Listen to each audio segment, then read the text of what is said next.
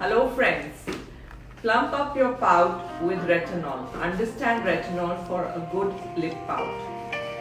Retinol can actually help with stimulating collagen and restoring the lip volume.